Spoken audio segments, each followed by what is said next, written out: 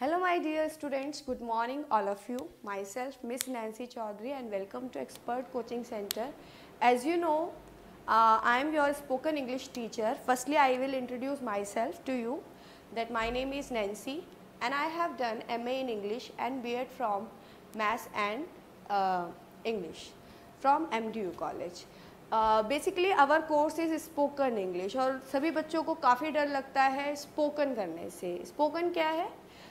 To speak without any kind of hesitation and communicate with other person with a groom up personality. तो spoken English में आपकी personality भी अच्छी होनी चाहिए, साथ ही साथ इंग्लिश को अच्छे तरीके से कम्युनिकेट करना भी आना चाहिए. और हमें अपनी डेली लाइफ में काफ़ी प्रॉब्लम होती है इस चीज़ों को लेके, बट ऐसा नहीं है. जैसे आप हिंदी बोल सकते हैं उसी तरीके से आप इंग्लिश भी काफ़ी बेस्ट और इंटरेक्टिव वे में बोल सकते हैं. पर उसके लिए आपको क्या करना है? प्रैक्टिस करनी है, आपस में कन्वर्सेशन करनी है. आपको अपनी लाइफ में कोई ना कोई एक ऐसा पार्टनर ढूंढना चाहिए जिसके साथ आप कम्युनिकेट करें. जब आप कम्युनिकेट करेंगे, प्रैक्टिस करेंगे तो ऑब्वियस सी बात है आपको धीरे धीरे इंग्लिश बोलनी आनी शुरू हो जाएगी. हमारा जो कोर्स है वो क्या क्या चीज़ें कवर करेगा? Firstly I will introduce what I will cover during this spoken English. Daily conversation, हमारी जो टेक्निक होगी वो होगी कन्वर्सेशन से. जो भी टॉपिक हम समझेंगे वो एक दूसरे से बातचीत करते हुए समझेंगे. इंग्लिश फॉर बिगनर्स, जो छोटे बच्चे हैं उनके लिए भी इसमें इंग्लिश कवर होगी अलग सेशन में. बेसिक ग्रामर में जितनी भी आपकी ग्रामर है वो सब कवर होगी और एडवांस लेवल की भी ग्रामर कवर होगी. मीन्स छोटे बच्चों की भी, और जिन्हें नहीं आता है वो शुरू से भी पढ़ सकते हैं. और आपकी जो बड़ी क्लासेस है उनकी सारी ग्रामर कवर होगी. Subject related grammar coverage from class 1st to 12th और स्पेशली ग्रेजुएट भी. तो इसमें सिर्फ ग्रामर ही नहीं है, स्पोकन नहीं है, उसके अलावा आपकी जितनी भी राइटिंग स्किल्स है ग्रामर को लेके वो सब आपका पैटर्न इसमें कवर होगा. वोकैबुलरी एनरिचमेंट, सबसे ज़्यादा ज़रूरी स्पोकन इंग्लिश में ये है कि आपके पास एक बल्क ऑफ वोकैबुलरी होनी चाहिए, अट्रैक्टिव वे होने चाहिए और डिफरेंट काइंड ऑफ वर्ड होने चाहिए जिससे सामने वाले को लगे कि उसने कुछ हट के बोला है. तो हम डेली बेस करेंगे वोकैबुलरी एनरिचमेंट, जिसमें मैं आपको 5 वर्ड्स डेली कराया करूँगी जिसे आप अपनी डेली लाइफ में प्रैक्टिस किया करेंगे. हमारी टेक्निक जो होगी वो एप्लीकेशन बेस्ड होगी. मीन्स हमें रटना नहीं है, हमें सिर्फ रूल से ही नहीं चलना बल्कि उन रूल्स को हमें अप्लाई करना है, कन्वर्सेशन के तरीके से बढ़ना है और बिना हिचक हमें प्रैक्टिस करनी है. तो this is about the syllabus. Now I am going to start my day first. Hope you will like. The day 1 I will start the greetings. What is greetings? सबसे बड़ी चीज़, जब आप पहली बार किसी से मिलते हैं बातचीत करने में काफ़ी दिक्कत होती है. अरे भाई मैं कैसे बात करूं? तो मैं हिंदी में तो बड़ी आसानी से बात कर सकता हूं, तो how I will talk with the stranger. मुझे स्ट्रेंजर से बात करनी है, मैं कहाँ से बात शुरू करूं? तो अब हमें बातें शुरू करनी है. जैसे कि मैंने आते ही आपको बोला हेलो माय डियर स्टूडेंट्स, तो आप मान लीजिए मैं अभी आपके लिए स्ट्रेंजर ही हूँ. धीरे धीरे आप मुझे जानने लगेंगे, आप मुझसे बातचीत करने लगेंगे और हमारे अंदर हमारा एक रिलेशन डेवलप हो जाएगा. तो ग्रीटिंग्स में सबसे पहले मैंने बोला hello. Hello my dear students. तो आप मुझे रिप्लाई में करके हेलो मैम भी बोल सकते हैं या फिर आप हाय मैम भी बोल सकते हैं. बट आपको पर्सनली ध्यान रखना है कि वो पर्सन आपसे बड़ा है या छोटा है, उस हिसाब से आपको ग्रीट करना है. मैंने बोला गुड मॉर्निंग, तो आप मुझे विश कर सकते हैं अकॉर्डिंग टू द टाइम. मैंने आपको बोला था good morning students.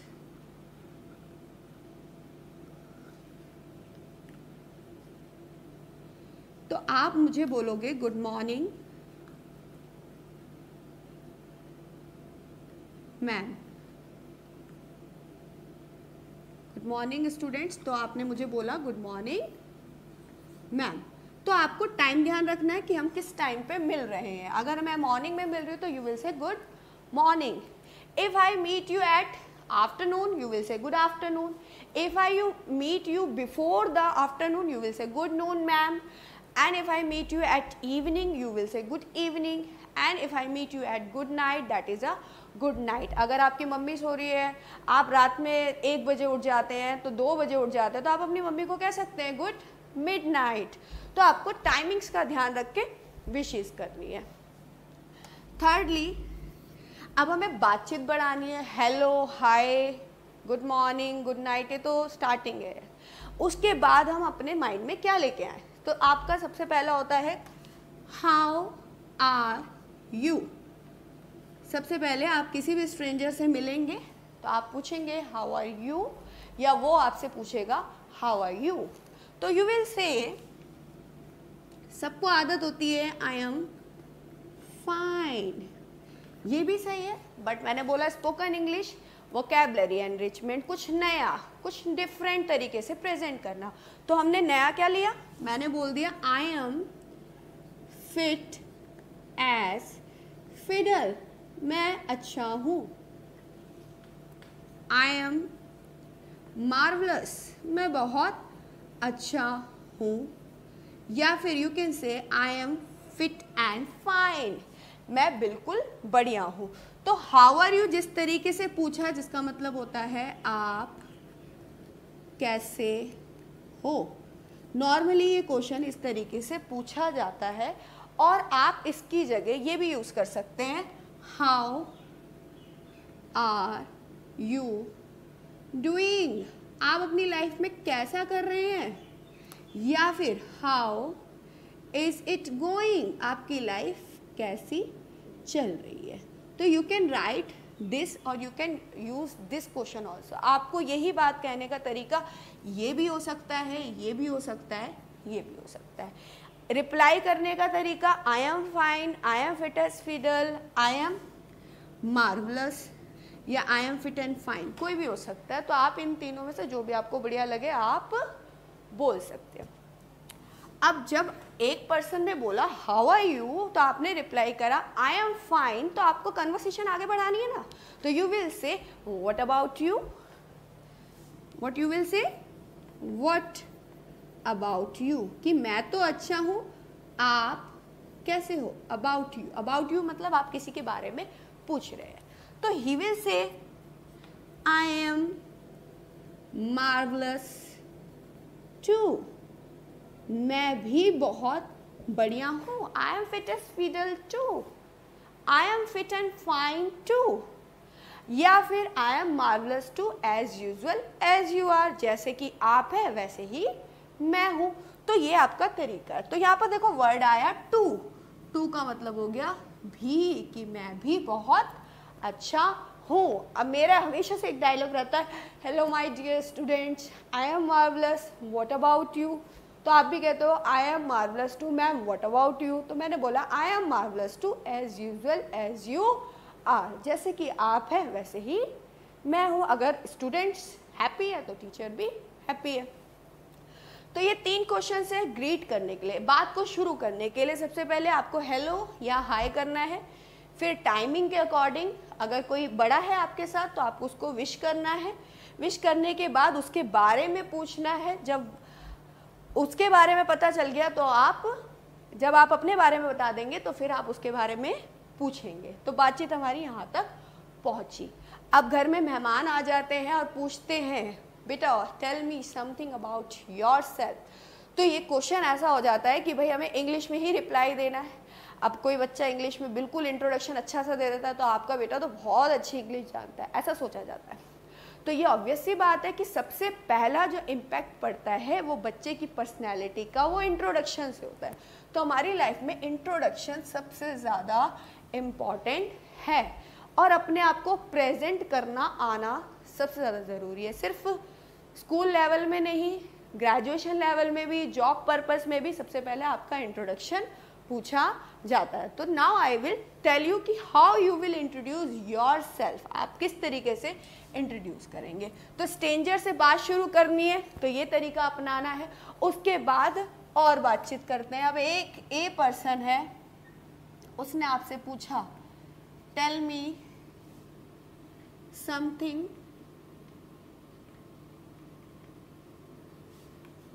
About yourself, आप अपने बारे में कुछ बताइए। तो आप कैसे इंट्रोड्यूस करोगे? अब ये कन्वर्सेशन बेस्ड भी इंट्रोडक्शन हो सकता है बेटा, और नॉर्मली मैंने आपसे क्वेश्चन कहा कि टेल मी अबाउट योरसेल्फ, तो आपको अपने बारे में लगातार बोलना है। तो पहले हम कन्वर्सेशन बेस्ड सीखेंगे, उसके बाद हम अपने आप को इंट्रोड्यूस बिना क्वेश्चन के करना सीखेंगे। तो जब हम कन्वर्सेशन बेस्ड करेंगे तो पहला क्वेश्चन होगा व्हाट इज योर नेम, आपका नाम क्या है। हर कोई सबसे पहला नाम ही पूछता है आपसे, या फिर आप यहाँ पर इज है तो इसको हम अपोस्ट्रोफी एस से भी लिख सकते हैं। व्हाट्स योर नेम, तो you can say what is your name या व्हाट्स योर नेम। आगे बात बढ़ानी है तो हमें उसके नाम से शुरू करना है। रिप्लाई आया माय नेम इज अनंत, मेरा नाम अनंत है। ध्यान दीजिए क्वेश्चन अगर इज से स्टार्ट है तो आंसर भी इज से आएगा अगर सिंगुलर की बात होगी कि मेरा नाम क्या है, अनंत। बाकी आपको सभी को पता है के साथ एम लगता है, ही शी इट और नेम के साथ इज लगता है, यू वी दे के साथ आर लगता है। अब नाम तो पूछ लिया, अब आगे बातचीत बढ़ानी है। What do you do? आप क्या करते हैं? स्ट्रेंजर से आप बात कर रहे हैं, अगला क्वेश्चन पूछ रहे हैं व्हाट डू यू डू। हमें आपस में क्या करनी है? फ्रेंडशिप बनानी है, एक दूसरे को समझना है, तो हम शुरू कर रहे हैं अपनी chatting. What do you do, आप क्या करते हैं।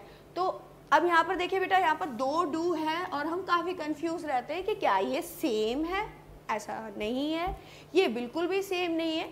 यहाँ पर जो ये डू है वो हेल्पिंग वर्ब है और ये जो डू है वो एक्शन वर्ब है।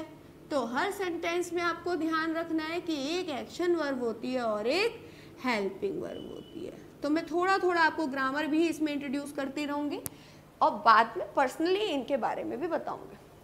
व्हाट डू यू डू एक हेल्पिंग वर्ब है और डू जो है वो आपका एक्शन वर्ब है। तो जहाँ पर एक्शन वर्ब की बात हो रही है तो इसका मतलब पूछा जा रहा है कि आप क्या करते हो। तो उसने बोला, अब बच्चों की आदत होती है, इवन बड़ों की भी आदत होती है कि हर चीज में आई एम लगा देते हैं कि I am study in 9th class. बच्चे क्या बोल देते हैं? I am study in 9th class. This is wrong, ये गलत है।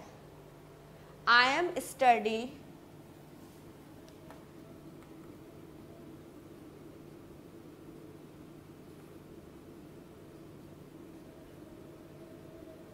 Ninth class, this is wrong. ये रॉन्ग है क्योंकि यहाँ पर एम लगा हुआ है। अब हम ये गलती करते हैं, हमें इस गलती को पहचानना है कि हमें यहाँ पर आई एम नहीं लगाना। अब ये एम कब लगता है? ये एम तब लगता है जब आपके साथ किसी चीज़ में ING लगता है, यानी कि कंटिन्यूस बनाने के लिए एम यूज होता है। प्रेजेंट कंटिन्यूस, प्रेजेंट कंटिन्यूस में इज एम आर वर्ब की फर्स्ट फॉर्म के साथ ING लगता है, तब तो ये ठीक है।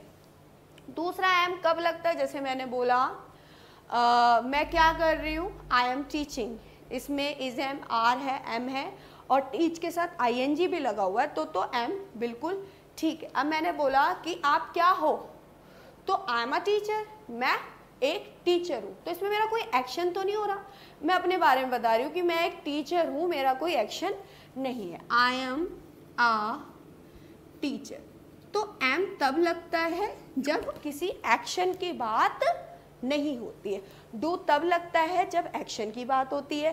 इज एम आर तब लगता है जब ING होता है या फिर कोई एक्शन नहीं होता। तो एम जो है वो एक्शन के साथ नहीं लगता। तो यहाँ तो एक्शन की बात हो रही है ना कि आप कौन सी क्लास में पढ़ते हो या आप क्या करते हो। तो I M study in 9th class नहीं होगा, इसका आंसर होगा आई स्टडी इन 9th क्लास, मैं 9th क्लास में पढ़ता हूँ। क्लियर हुआ आपको? नेक्स्ट है, अब हमें आगे बातचीत बढ़ानी है तो हमारे दिमाग में क्वेश्चन आया, वेयर डू यू लिव, आप कहाँ रहते हैं? Where do you live?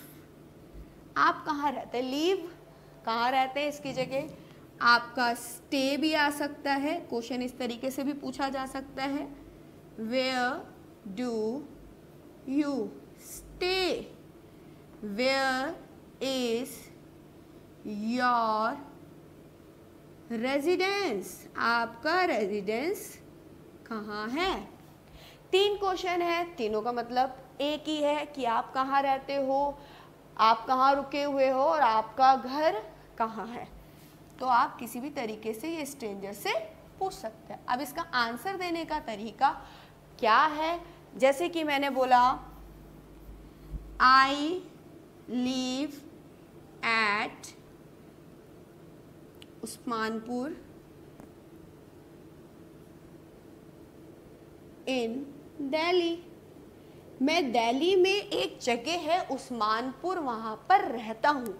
तो बेटा ये ध्यान रखना है कि जो एक पर्टिकुलर जगह है Usmanpur, it's a particular place, उसके साथ आप एट लगाएंगे। और जो होल है मतलब बड़ा है, दिल्ली काफ़ी बड़ा है, उसमें काफ़ी सारी चीज़ें आती है, तो आप वहाँ पर इन लगाएंगे। तो with whole you will use in, और उसमें से कोई एक जगह है उसके लिए आप यूज़ करेंगे एट। क्या यूज़ करेंगे?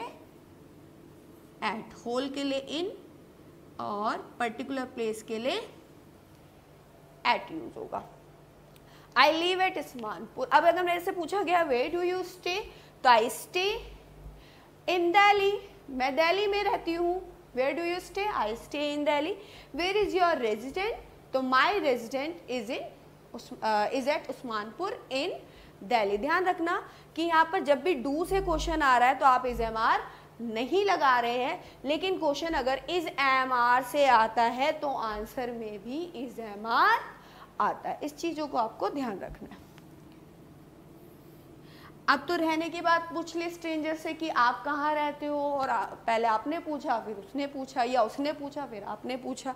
नेक्स्ट क्वेश्चन होगा, इसमें एक और चीज ध्यान रखना, वेयर डू यू लिव अगर यू है। लेकिन अब मैंने पूछा कि भाई आपका एक ब्रदर है, वो कहाँ रहता है, तो वेयर डज ही लिव, ही के साथ आप क्या लगाएंगे?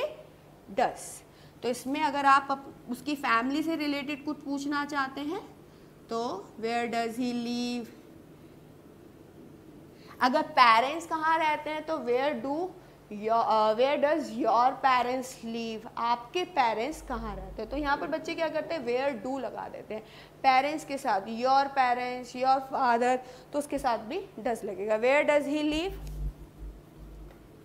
तो ही लिव एट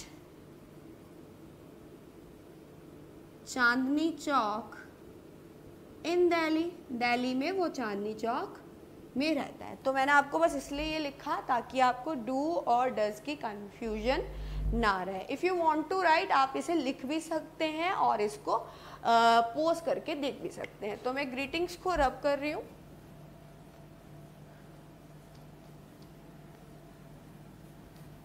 अब आगे बातचीत हमें फिर से बढ़ानी है 5th। अब इतनी तो बातचीत हो जाती है, उसके बाद फैमिली बैकग्राउंड के बारे में पूछा जाता है। तो पूछा जाता है कि भाई आपके पापा क्या करते हैं। तो what does your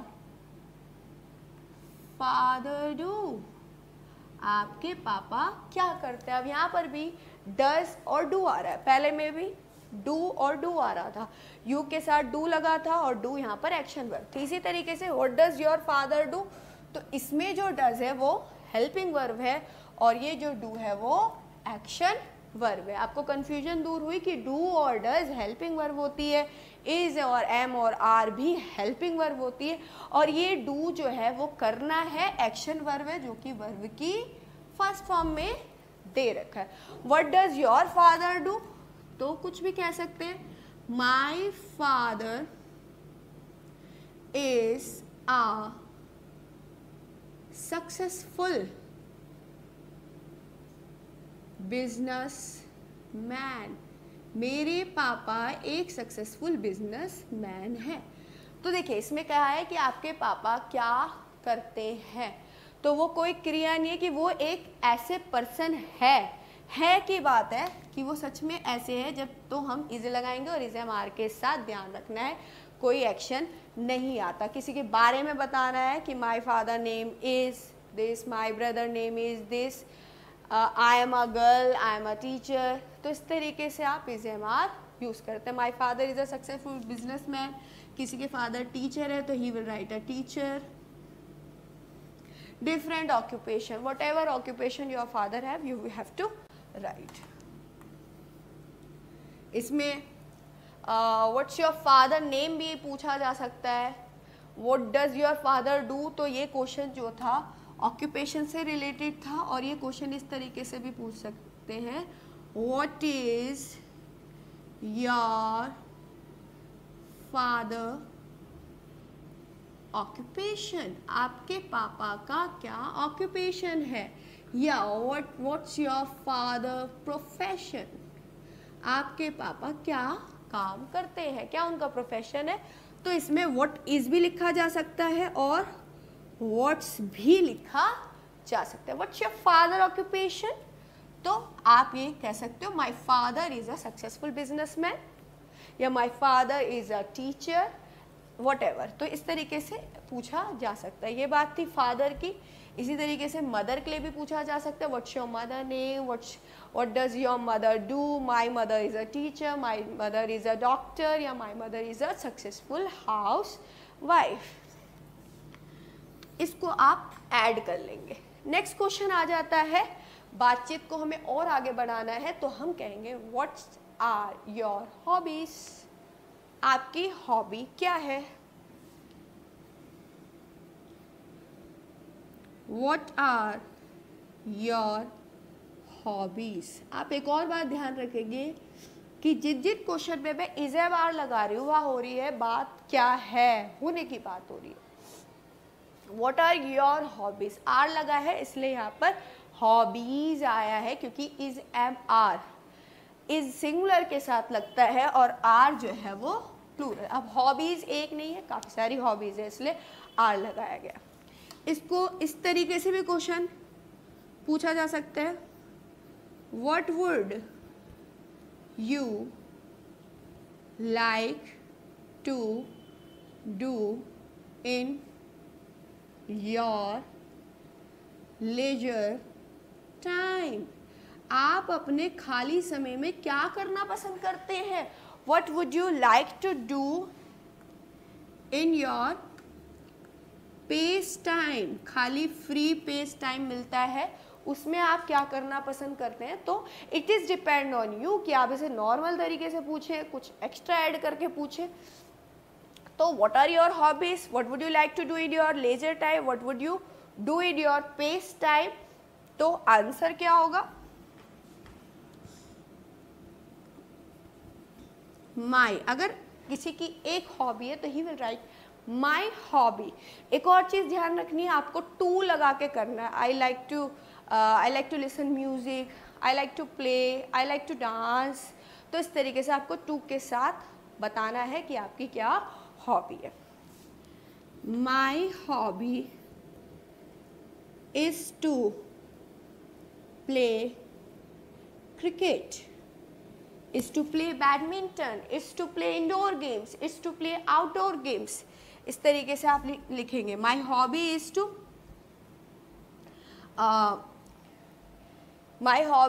going outside, मुझे बाहर जाना अच्छा लगता है। my hobby is to do innovative things, मुझे innovative things करना अच्छा लगता है। तो whatever your hobby you will write to के साथ आप लिखेंगे। अगर आपके पास काफ़ी सारी हॉबी है तो my hobbies are listening music, dancing, doing creative things, and करके आप ETC एक्स्ट्रा करके आप इसके अंदर अपनी हॉबीज़ को लिखेंगे। अब नेक्स्ट क्वेश्चन आता है, हमने नाम पूछ लिया, क्या करते हैं पूछ लिया, कहाँ रहते हो, पापा क्या क्या नाम है, मम्मी का क्या नाम है, पापा क्या करते हैं, मम्मी क्या करती है। इसमें मैंने डू डस का कंसेप्ट आपको एक तरीके से बताया है और इज एम आर का कंसेप्ट बताया है। और बातचीत बढ़ानी है तो भाई हम कैसे बढ़ाएंगे, तो बताइए आप कैसे बढ़ाएंगे। हॉबीज भी हो गई, उसके बाद व्हाट्स योर एम, आपकी लाइफ का क्या मकसद है,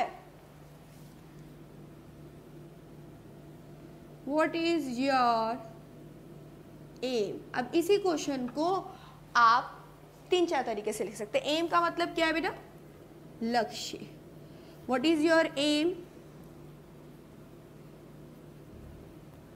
what would you like to become, आप क्या बनना चाहते हैं। तो what is your aim, what would you like to become, जैसे कि I want to become an engineer, मैं एक इंजीनियर बनना चाहता हूँ या चाहती हूँ। या फिर my aim is to become a teacher, a successful teacher, मेरा एम है कि मैं एक सक्सेसफुल टीचर बनूं। तो इसमें आप इस तरीके से लिख सकते हैं। तो इसमें अगर इज एम आर में देंगे तो माई एम इज, और what would you like to become, तो I want to become an engineer. अब बेटा इसमें जो हमने बात करी थी व्हाट डू यू डू, तो मैंने तो नॉर्मल आपको बेसिक लेवल से बताया कि इस तरीके से हमारी बातचीत स्टार्ट होगी और यही चीज़ हमारी इंट्रोडक्शन में जाएगी। अब इसमें कुछ क्वेश्चन ऐसे हो सकते हैं कि अगर मान लीजिए कोई ग्रेजुएट का बच्चा है, बड़ा बच्चा है, तो उसको थोड़ा सा अलग तरीके से अपना इंट्रोडक्शन देना है, तो उससे पूछा जा सकता है what are your qualification, what are your professional qualification. तो इस तरीके से भी उससे क्वेश्चन यहाँ पर पुट ऑन किया जा सकता है। तो मैं रब करके क्वेश्चन लिखती हूँ।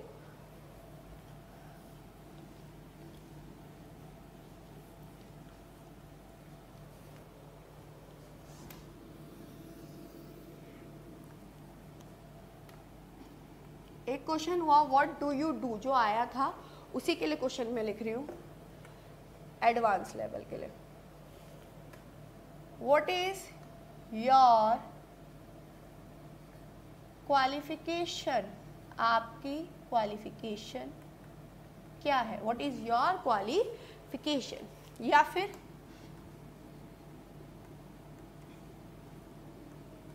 What is your professional qualification, क्या आपकी प्रोफेशनल क्वालिफिकेशन क्या है। जैसे कि आप इंटरव्यू के लिए जाते हैं, एक स्ट्रेंजर ही पर्सन है, आपके आपस में बातचीत होती है, तो वो आपसे पूछता है कि आपकी क्या क्वालिफिकेशन है। उसके अलावा वो ये भी पूछता है कि क्या आपने कोई प्रोफेशनल डिग्री कर रखी है या नहीं। तो अगर क्वालिफिकेशन पूछ रहा है तो वो आपकी एकेडमिकली पूछ रहा है, आपकी क्या आपने 10, 12 कहाँ से की है, ग्रेजुएशन कहाँ से की है, वो पूछ रहा है। और प्रोफेशनली कि मान लीजिए आप टीचिंग जॉब के लिए जा रहे हैं तो बीएड या डाइट जो भी आपके पास है वो पूछ रहा है। इंजीनियरिंग के लिए जा रहे हैं तो बीटेक, एमटेक जो भी आपने कर रखा है, इसी तरीके से बीबीए, एमबीए कर रखा है, तो ये सब आपकी प्रोफेशनल क्वालिफिकेशन में आता है। आपको काफ़ी डिस्क्रिप्शन में आंसर नहीं देना, बस ये बताना आई have done my 10th and 12th from CBSE, I have done my graduation जो इस सब्जेक्ट में आपने किया है फ्रॉम ड्यू, तो ये आपकी किस में आ जाएगी, क्वालिफिकेशन। प्रोफेशनल में I have done BEd, I have done DIET, तो whatever you have done इसमें आपको दोनों तरीके से बताना पड़ेगा। तो आंसर होगा I have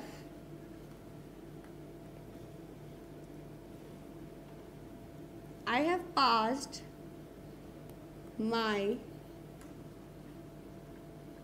10th and 12th from CBSE and graduation in maths from DU या फिर हम कह सकते हैं Delhi university and masters in English from IGNOU. तो this is all about your qualification, academic qualification. अब बात होती है professional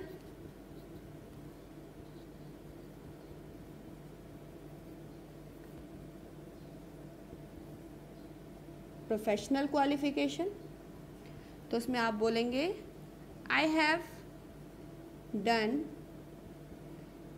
DIET diet from SCRT diploma in elementary training education and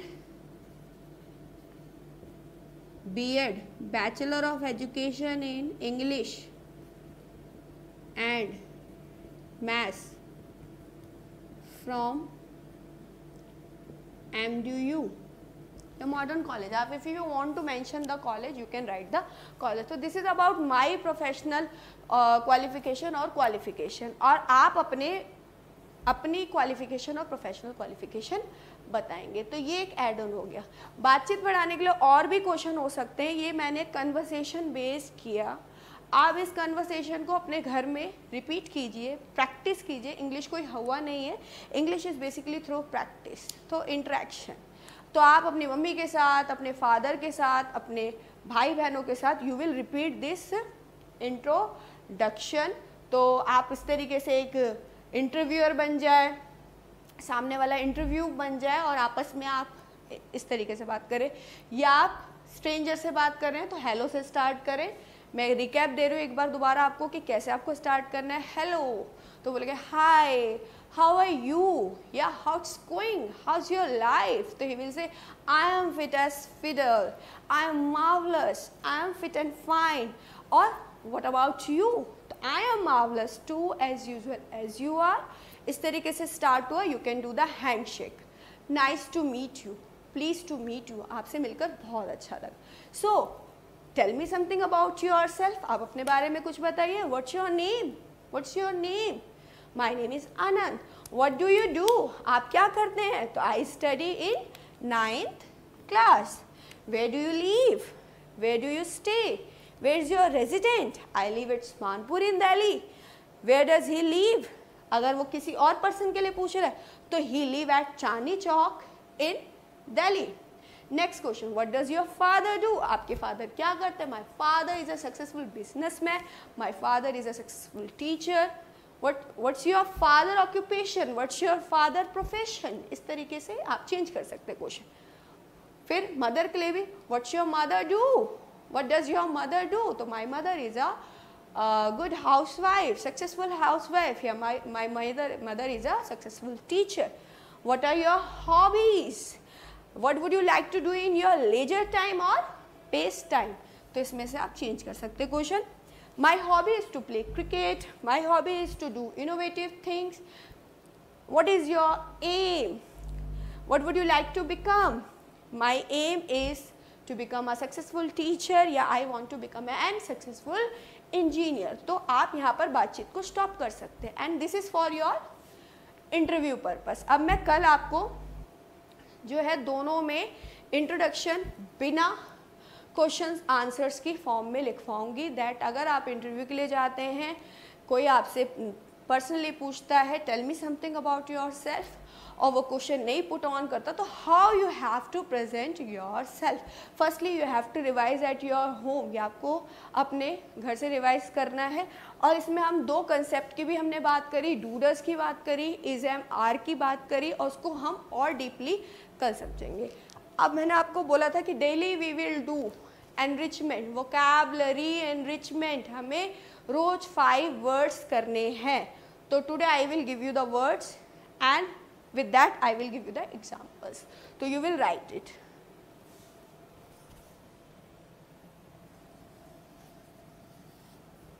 I am rubbing from here. And secondly, आपको घर से ये practice करनी है सारी चीज़ें. और if you have any doubt, आपको कुछ भी नहीं समझ आ रहा है, कुछ भी दिक्कत है, तो you can do 1-on-1 chat with me, you can text me, you can call me if you have any problem, any doubt related to it. तो vocabulary. vocabulary में first word है snoring. स्नोरिंग का मतलब क्या होता है. खराटे लेना. आप सोते हैं, काफ़ी गहरी नींद में सो जाते हैं, तो हमें खराटे आने लगते हैं, जिसकी वजह से हमारी पूरी फैमिली डिस्टर्ब हो जाती है जो हमारे साथ सो रहे होते हैं. तो स्नोरिंग का मतलब क्या है? खराटे लेना।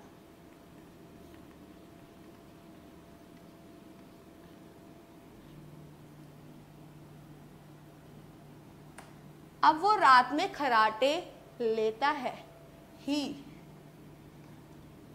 snores at night। मैं उसके खराटे लेने से डिस्टर्ब होता हूं। I am getting disturb from his snoring. Next word, yawning।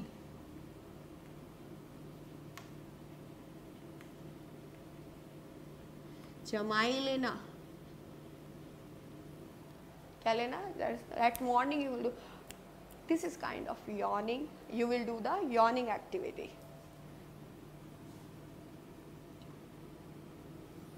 आगे वर्ड है ग्लूटन। ग्लूटन का मीनिंग हो गया भुक्कड़।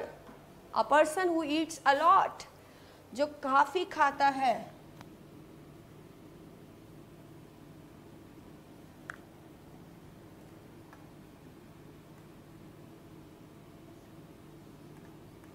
ही इज अ ग्लूटन मैन, वो एक भुक्कड़ इंसान है।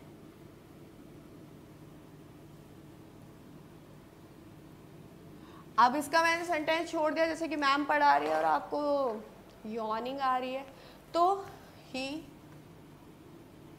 इज yawning while, या he is yawning during his lecture, कि वो अपना लेक्चर अटेंड करते समय जो है वो क्या कर रहा था? यॉर्निंग कर रहा था।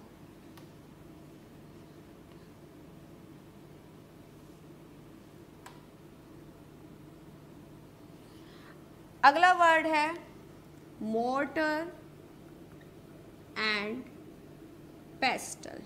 आपने अपने घर में देखा होगा मोर्टर एंड पेस्टल, जिसमें आपकी मम्मी जो स्पाइसेस होती है उसको कूटने का काम करती है, क्रश करती है, वो होता है मोर्टर और पेस्टल, जो कि इस तरीके से होता है। ये हमारी मोर्टर होती है और इसके अंदर एक पेस्टल होती है। क्या होती है?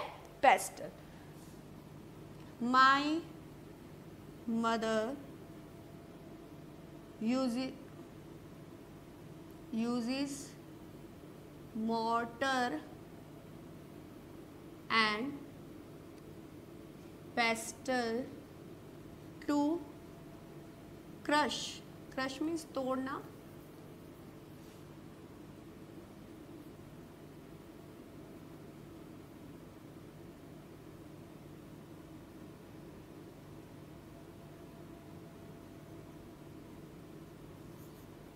ठीक है। नेक्स्ट वर्ड है सिंक।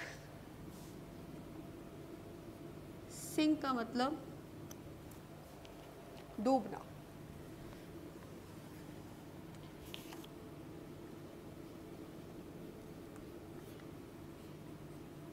His boat